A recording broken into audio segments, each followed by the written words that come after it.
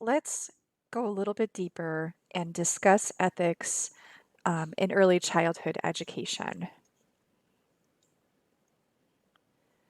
So, here are some scenarios that we can apply to ethical actions in the classroom. So, the scenario is spanking in a child care center. And here are the descriptions. So, the aunt teaches at her nephew's center. The aunt and the mother of the child believe in spanking. Spanking is not allowed in the center. The nephew misbehaves in the center. And then the aunt spanks the nephew in the center. All right, so here's where we kind of get into some sticky situations. So we can discuss spanking um, in terms of guidance and discipline, but this is really looking at the role of ethics in the classroom. So we've got the auntie who is the child's teacher, and spanking is a practice used in the home. And we can agree or we can disagree with this as a practice. That's not up for debate at this moment. What's up for debate at this moment is the practice of this happening in the classroom.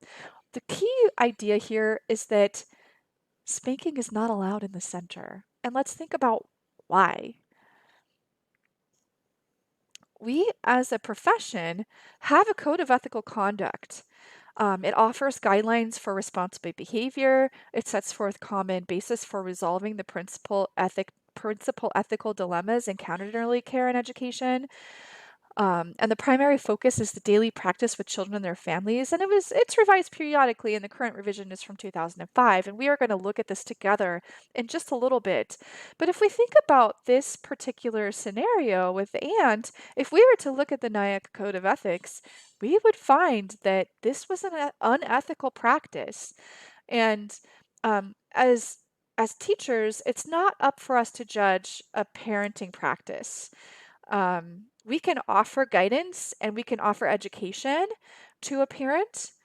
But if it's a practice that's used in the home, it doesn't mean that it's okay to use that practice in the classroom. And spanking is a good example of that.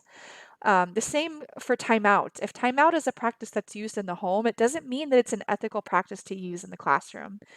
And um, to be clear, spanking is we know that there are some challenges with spanking as a practice in the home, but it is unethical in the classroom. And as a teacher, you do have a responsibility to identify, report, and follow through with suspected child abuse or neglect. And spanking does not necessarily equal child abuse. If the child is encountering or enduring persistent physical assault or physical abuse that's um, damaging psychologically, mentally, emotionally, physically, that's reportable. Spanking doesn't always meet all of that criteria, right? And so it's not for us to judge a parenting practice, but it is our responsibility to report child abuse and neglect. And so that's where you have to kind of toe the line in terms of a parenting practice. Spanking is not always rise to the level that a CPS investigator is going to address it as physical abuse, even though we can argue that, right? But in the classroom, it's unethical, period, not up for debate. We have to also consider personal values and morality when we are discussing ethics, because sometimes these can kind of cloud or color our positionality to ethics. So values are the principles and standards that a person believes to be important, desirable, or worthwhile. And in the discussion this week, you are unpacking those values that are important to you. And morality is an individual's view on what is good, right, or proper. And these are beliefs about obligations, ideas, and about behavior. This is where we can really get into a sticky situation with ethics. Say that spanking is a practice that you use as a parent, and I'm not here to judge your parenting practices, but you believe that it's good, right, or proper, and that the behavior of spanking is a guidance practice and strategy that you utilize in your own home.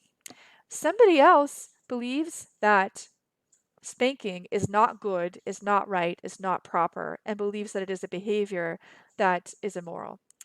And so this is where this is such a stark contrasting example. There are other examples that are much more nuanced. Um, but this is where we have to use that code of ethical conduct to really toe the line. So let's break this down a little bit further. Values, again, are the principles and standards that a person believes to be important, desirable, or worthwhile, while morality is an individual's view on what is good, right, or proper, and this could include beliefs about obligations, ideas, and behavior. And ethics is the study of right and wrong and the duties and the obligations that we have. So ethics offers a critical reflection on morality, and depending on where you work, what's considered ethical has a lot to do with the professionalism of that field. And with ethics, we make choices between values and the examination of moral dimensions. Okay, so you're doing this in the discussion. So you're going to take out a piece of paper and you are going to make a list of your values, which ones were taught directly to you at home or which are related to a place of worship or in the community. Were any of these values taught in a direct way? Maybe take your own notes on this and use this to support your discussion this week. All right.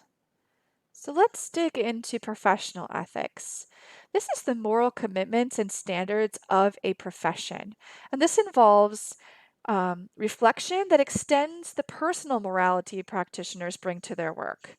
It's it entails the actions of right and wrong in the workplace, and it helps individuals resolve moral dilemmas that they encounter in their work. So we kind of have to identify the difference between ethical responsibilities and ethical dilemmas. Ethical responsibilities are clear cut and spelled out, right? And that's what we use the NAEYC Code of Ethical Conduct for. We can look to that as a guiding document that spells out our ethical responsibilities as educators of young children. Ethical dilemmas are when conflicting professional values and responsibilities butt up against personal values and responsibilities, where we have to say, oh, spanking. I spank. I'm not abusing my children. It's a guidance practice. Oh, in the classroom, spanking is unethical and clearly inappropriate. How do I balance that? Okay, clearly I can't spank other people's children. That would be wrong. I know this is like not the best example. I know it's a stark, contrasting example of an ethical dilemma.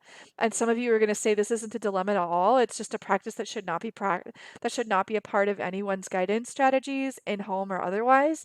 But this is an example. So maybe another example um, that I encountered. Here's an example that I encountered as um, a teacher of adults working with international students. I am aware of plagiarism and dishonesty, academic dishonesty, and its role in Western academia.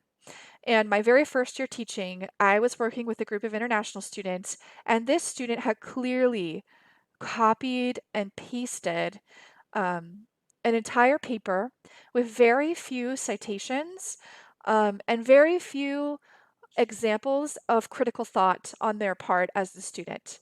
And I thought, well, clearly the student didn't put any effort into this research paper and they just plagiarized. And this is academic dishonesty. This student is going to be reported and they're going to receive a 0 on their assignment. And so that's how I operated. And then I got a message from the international department and said, hey, can we talk about this in terms of international education and what other um, countries and what other cultures presume as academic dishonesty and academic flattery. And this is something that I had never encountered before in ever. And so I met with my partner in the international department, and she explained to me that in some countries, when a student copies I have to sneeze, I apologize. Oh gosh. Oh, okay, it's coming.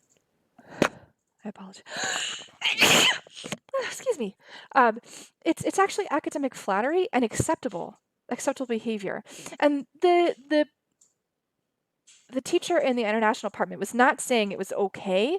They were saying we have to teach this student um, how to operate within our college community and what is academic dishonesty and how do we apply that to our teaching and learning.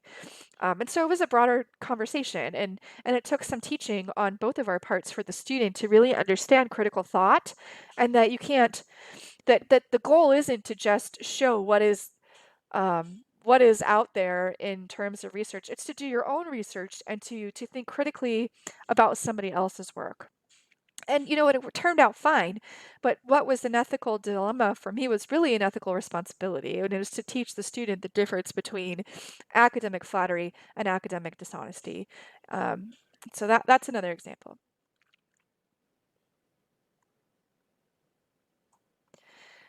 So have you ever had an ethical dilemma in the workplace? Think about it. How did you resolve it? Did you have to ask yourself some hard questions and have some conversations with your peers about how to resolve an ethical dilemma? Maybe take a minute and think of one. And if you can't, maybe do a Google search and say ethical dilemmas in the early childhood classroom and see what you come up with and see if you can identify what makes it an ethical dilemma and then what the ethical responsibility would be.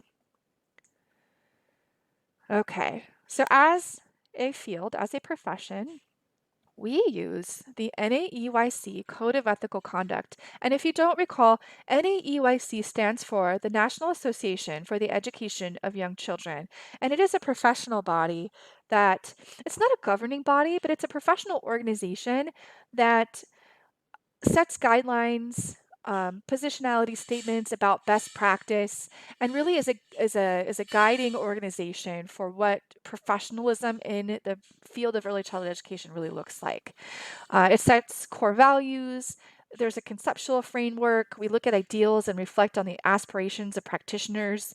There are principles that are intended to guide and conduct and assist practitioners in resolving ethical dilemmas. And we're going to look at this document together in the next presentation, just briefly. Okay, so in this document, we can identify ethical responsibilities to children, ethical responsibilities to families, to colleagues, and to community and society. And in each section, we can refer to the ideals and to the principles. So what's the main idea? And then how do we act on those ideas? So that's how this document that we're going to look at is broken up. So ideals and principles direct practitioners to the questions that, when answered, provide a basis for conscientious decision making. And many situations with ethical dimensions will require practitioners to combine guidance with the code with sound professional judgment. All right. So we're going to look at the document together in the next presentation, but that's what this link is to. And all right, so we're going to play a game. This is where you would state what you would do as an ECE educator. We're going to do this in a discussion, but you're going to have a couple of situations. You're going to use the code for guidance, and then you're going to identify the core values and apply them. To whom do you have responsibilities? What guidance is in the code? And what would a good ECEer do? Okay.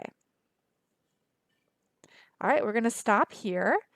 And I'm going to give more instruction while we look at the document for that discussion, more description for that activity in the next presentation. Okay, everybody, have a great day.